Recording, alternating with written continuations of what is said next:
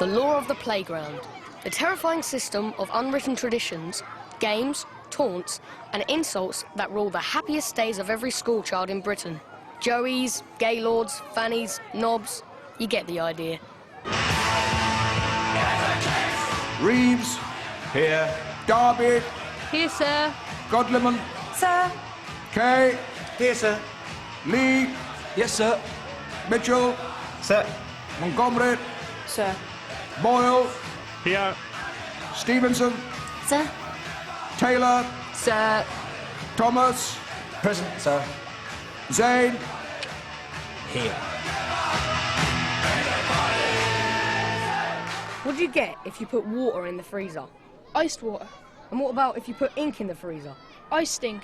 Yes, you do stink now that you ask. There was one particular teacher that she was just stunning, this teacher.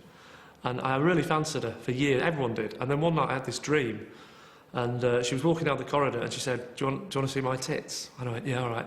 And she went like that. And suddenly her nipples grew like licorice, like that. Went all over the floor and then all the way around the corridor.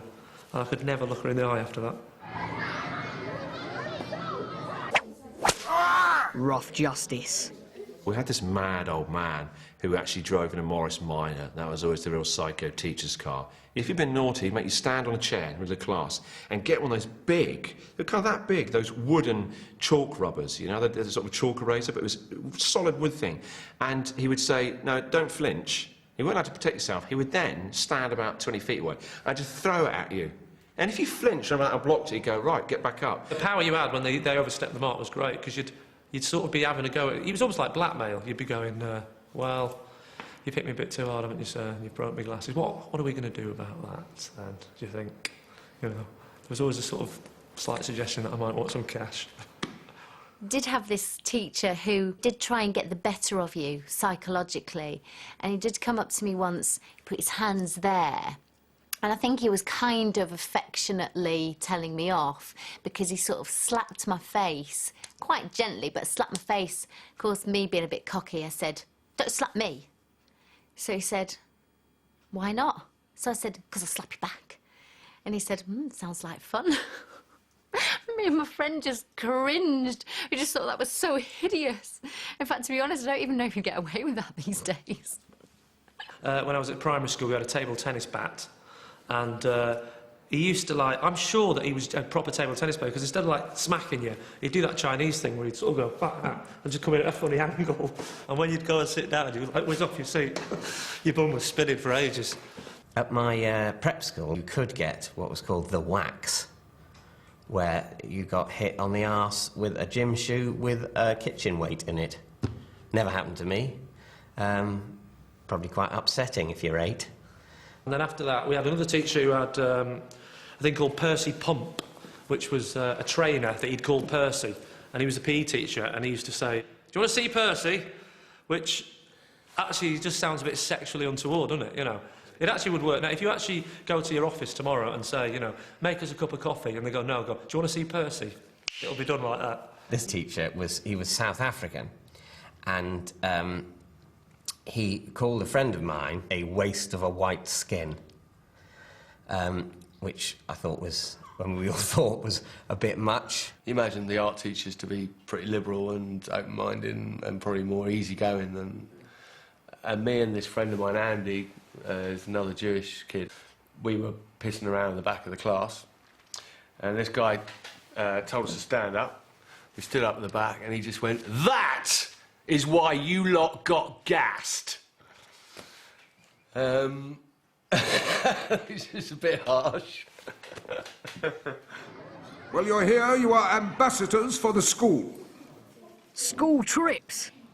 Northampton's famous for boots, so we go to the Boot Museum, and the highlight of it is an artist's impression of what Marie Antoinette's shoe would have looked like. We went to a dry ski slope, and it was really rubbish. We spent the whole time queuing up. You only got to go down it once, and they're like that. You can't even go down it properly. And then that was it. You're back in the coach back home, because the whole school was queuing. It was rubbish. We went to another place, a farm, Wat Tyler Park, in Basildon, and I freed the head of a sheep that got its head stuck in some what's it called, barbed wire, but it died. I think it was dead already. It's quite a bit of a waste of time, really.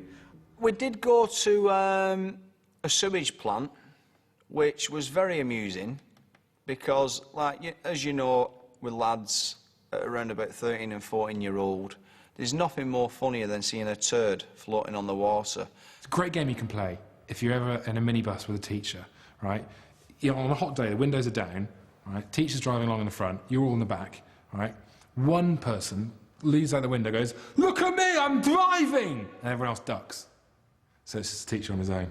Great. My parents were too poor for me to go on school trips. You had a thing where it was generally like the 4 poorest kids in school were all sat and sort of allowed to draw under the guidance of a pitying teacher. But on the upside, you did get to bond and make new friends with some of the poorest, most hopeless, friendless people in the school. Would your parents be impressed if they knew how you behaved? Break time. You got these kids that just did immense sport for 20 minutes. They would bomb it out of the classroom during the break with a ball. Where the ball came from, I don't know. They just had a ball with them, just waiting for break, just holding the ball, just stroking it. 5 minutes to go, break time. And then they would just bomb it out and play mad, insane, competitive football for 20 minutes and then back in again. Played football all the time, yeah. We were very football obsessed. We played with a tennis ball, actually, because we weren't... They said no more footballs in the playground. And we were smart arses, so we went, well, you didn't say anything about tennis balls. So we played football with a tennis ball. It was like the UN. We go, that's actually illegal. You've said no footballs, we brought in a tennis ball. And we're like, oh yeah, can't stop that, can we? And girls would always play doing handstands so you could show the boys your knickers. And what that was about, really, whether boys wanted to see your knickers or not, I don't know, but that's what we used to do in break time. A classic game was Stuck in the Mud, in which people ran around after each other, and if they touched you, you became still, motionless, with your legs apart. And the only way you could become free was for somebody, in a rather erotic way, to get on all fours and wriggle underneath your penis. We had one which was a variation of Stick in the Mud, which was called Dobby Scarecrow. So you'd walk around and you'd have a few people, and you go, "Who wants to play Dobby Scarecrow? No girls." And so you drop at the end, and then you'd have a massive line of people you got to play Dobby Scarecrow, and then it'd be time to go in. Kiss, kick and torture. You know, you've got to run after a boy, catch him, and when you catch him, you ask him if he wants a kiss, a kick or a torture, which is a Chinese burn. I would catch boys and they would always go kick or torture. They would far rather a Chinese burn from me. You'd all put your arm around the person next to you like that, and you'd walk around and you'd go, "All join up for army, all join up for army." And then when there was enough people to play army, they'd all link on at the end until you get about 40 kids running around the playground going, "All join up for army." And then when there's enough people, they go, "Right, the whistler blown, you'd have to go in." No one ever played army. No one knows quite what army was. I still like the idea that if the army recruitment office just walked around some Sainsbury's supermarket going, "All join up for army," and then we just sort of all got led on to Sandhurst or something, never to be seen again. Since you've wasted my time, I'm going to waste yours. Dinner ladies. The dinner ladies ruled with an iron rod. You did not mess with the dinner ladies. You could mess with the teachers, but no one messed with the dinner ladies. And I actually once saw a dinner lady deck one of the kids because he kicked her in the shins. Dinner ladies, affectionately known at our comprehensive school as dinner bags. Well, go and tell the dinner bag then. See if I care. There were 2 dinner ladies, weren't there? 2 types of dinner lady. There was the dinner lady who was, patrolled the playground and kept law and order. And if there were disputes over, like, I don't know, marbles or whatever, she would, a 67-year-old woman would step in and she would sort it out. She would break up fights. She would always have, like, a really swotty girl holding her hand. You always had sort of like the dinner ladies who were like, really maternal with the kids, and then you always had one who just had serious issues with children and was only there because she wanted to yell at them. There was one dinner lady who was Chinese, and all she seemed to say was, "Any more custard? Any more custard?" Any more custard. Our dinner ladies were weird because they didn't really, they didn't really care about anything. They just used to be big fat women. That just sort of, their attitude was like that, and they go, "I'm not eating that," and they go, no skin off my nose, which was ironic because it looked like it was. There was one spoon slightly different from all the rest, which had a slight bit of, you know, a bit of flour on it. And if you got that spoon, that was known as the love spoon. And it meant that the school dinner lady and you were having a bit of a lazy thing. So you would make sure that you didn't sit down at the bit with the love spoon. If you got there early enough, you could move the love spoon to somewhere else so you didn't have it. And if you licked the love spoon and put it in your mouth, that meant you'd licked the dinner lady. Like that Jamie Oliver thing, you know, going to the school and pretending that dinner ladies care. You know, they'd force-feed a child with dog shit if it was up to them. Oh, it's terrible, turkey Twizzlers. They don't care. Of course they don't go. Why would they care? Dinner ladies. The most apathetic people I've ever met. Would you like to share that with the whole class? Nits! I had the displeasure of being the first kid in my class to get nits. I was the source of the nit outbreak at school. Imagine that, you know, being the first person for a teacher in front of the class to go, let me see your hair, let me see your hair. I'm like, why? I know it's a mullet, but, you know, that is still in fashion at the moment. And then going, nits. Not just nits, in front of the class. I found the eggs. If you got nits at school, that was you. Strike, you're out. Like, you can forget about it. Nobody would sit beside you in class. Nobody would talk to you. You'd just blatantly to your face, people tell you we're a smelly old tramp. And you just like, please let someone else get nits, because then they're the smelly. And it was just like a domino. You wanted someone else to get nits. Nitty Nora was the name of the nurse that came round. And they'd sort of look through your hair, see if you had nits. And I was always gutted that I never had nits, because I quite liked the feeling of having your head tickled with, apart from the bit where they get that metal comb and like drag it through your hair. That wasn't very nice. I used to go to sleep at night and I swear I could, before I knew there were nits, I could hear these things. It's because they were all living behind my ears. I could hear them chatting to each other. I remember at school they'd always say it wasn't a stigma. They'd always make that quite clear. You know, it was always the clean kids that got the nits. They're attracted to clean hair. Well, I'm not sure that that's true. I think that was a PR campaign put out by the dirty kids. They got hold of a very good PR person like Max Clifford and said, listen, what can we do about this? Say that it's the clean kids that have got it. Just confuse people. Now, if you've got nits, you're disgusting. That's official.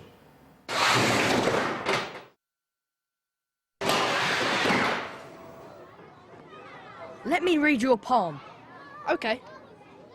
I can see you all have a big house with a drive full of cars and a lovely big swimming pool. PE teachers. They were just nasty bullies, PE teachers. They'd make you do things that you didn't want to do. They were just psychos. You know, they would get up in the morning and their kind of suit to go to work was either a shell suit, so you always heard them before you saw them, that kind of, or they had shorts on. The men would always have shorts on, if it was like winter time, to let you know that they were a PE teacher. What was she like? A big lesbo. So stereotypical, but she must have been. She had the body of a man. She had no hips. I always worry when women don't have hips. That's not normal. Facial hair, flat shoes. Complete leather. It's funny how blowing a whistle had power. It made people stand still. I mean, it's a shame that that mentality doesn't work today. Like, a policeman can't blow a whistle, like a robber, and he would just freeze. You know? Then it worked. The male ones would hang around the showers, flicking you with a towel and making sure that you weren't going in with any pants on. Now, I didn't know any lads that were going to get showered with their pants on. Why would there be? And why would a grown man want to look at young lads going into the shower? You know, even a court in California would have had a problem with that kind of behaviour. There was one that did PE and maths. PE teachers are supposed to be a bit thick, but very fit. Maths teachers are supposed to be big and fat and unfit. If he could do both, he could clearly kill you. I know how many times he's punched you as well, probably. We had a very good sports teacher, Mr. Boy. He'd make them go on this big run, and the fat kids, honestly, they'd be going like, oh, having asthma and, you know, breaking down and going, sir, and pretending to have, you know, they'd get their pumps and go, hey, give me that. You'd take it from him and say, you can have that back after school. He didn't believe in asthma. He thought it was just he thought asthma was an excuse for fat kids to get off games, right? Which I think is actually probably quite true. Pubes. When you would go swimming, you didn't want to be seen as a gaylord, but you would always cast as quick as that was, furtive eye at the other lads to see how they were developing.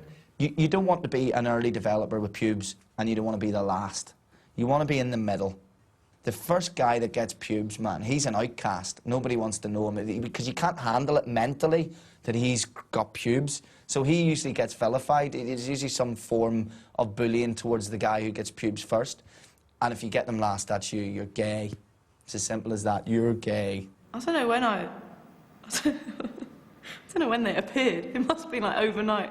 Like the pube fairy came and went, now you will have pubes. Now you are a woman. You sort of tell your mates you've got them. Yeah, I've got pubes. And then when you do actually get one, your first pube, you can't sort of celebrate it with people because you've already told them you've got pubes too, you're back. Sometimes there would be big belly laughs to be had by placing 1 or 2 pubes in someone's sandwich and then going, how's your sandwich today? And then the moment they had the last bite, you like eating pubes? And they would just go absolutely berserk. It was the year Pat Cash won Wimbledon and famously climbed through the crowd, didn't he, to embrace his father. I found the most perfect, albeit at that point quite short, slightly curly, golden pube. And Pat Cash lifting that cup will always remind me of finding my first pube. Classe bonjour. Asseyez-vous, s'il vous plaît. French exchange. We thought that French people were like, you know, the height of fashion, like chic, and they were like, they're all from La Rochelle, which is basically like 2 miles from Eastbourne, isn't it really? And so they'd all come over in these thick jumpers, and the girls would have tashes, and it was just like so disappointing.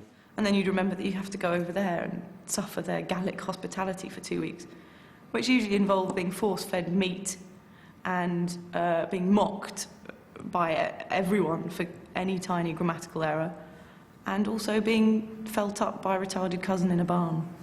And also, I think it was to give people a bit of a cheap holiday, weren't it, really? I mean, but there's only so many times you can show a French person round the Boot Museum in Northampton. I mean, they've got the Louvre, we've got the Boot Museum. I remember that I moaned to them. It took me ages to work out how to say this, but my bed was a bit lumpy. And so what they kicked their son out of his bed. He had to sleep on the floor, and I got to sleep in his bed, and he hated me from that moment onwards. My boyfriend, to me, seemed to be about 35, but he probably wasn't at the time. And I was a bit bored, and I walked into her room, and they were doing it. And that was awful. They didn't see me, but I just sat on my bed and cried. I wanted to go home. I'd seen her doing it. It was all wrong. You had to fill in a form so that they could pick a French boy who was like you. And I wrote various things on my form, implying, you know, that I was a swotty coward that I was. I also mentioned I liked table tennis. So my French exchange student liked table tennis and was unlike me in every other way. Maybe you'd like to stay behind after school. Football stickers. Football stickers were amazing.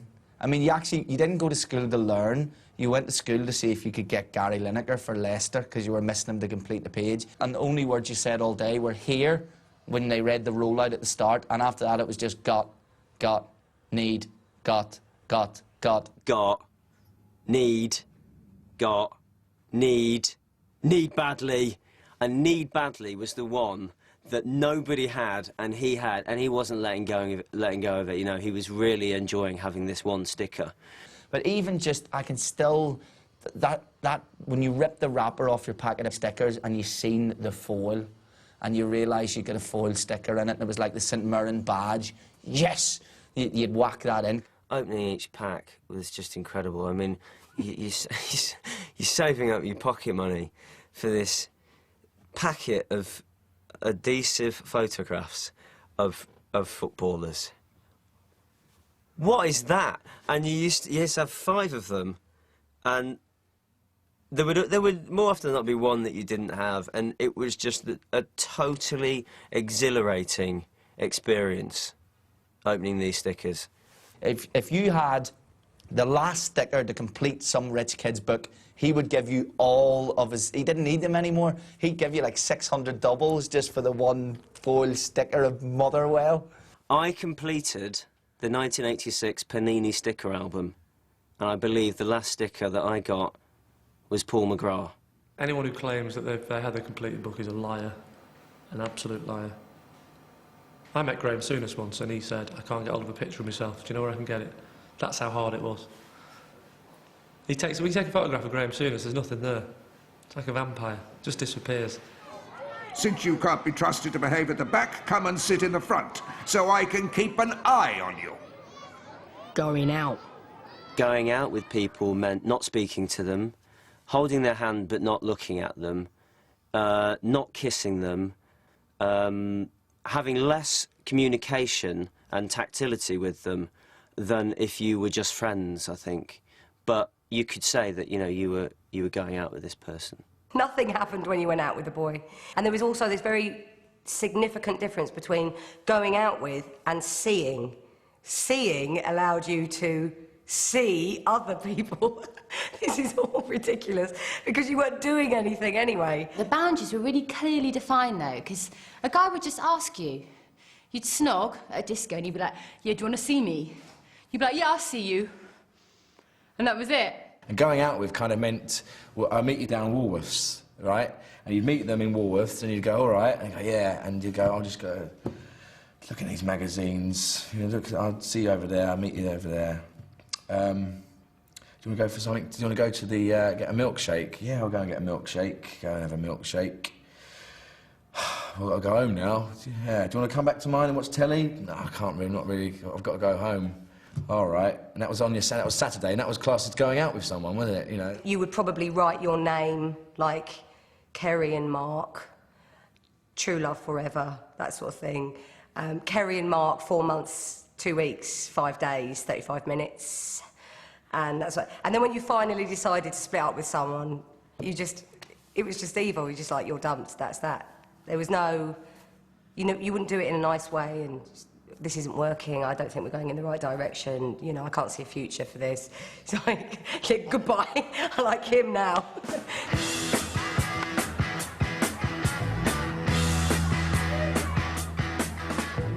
I'm going to fart. Hold it in. I can't, I'm not doing it on television, on national television. I can, pull my finger.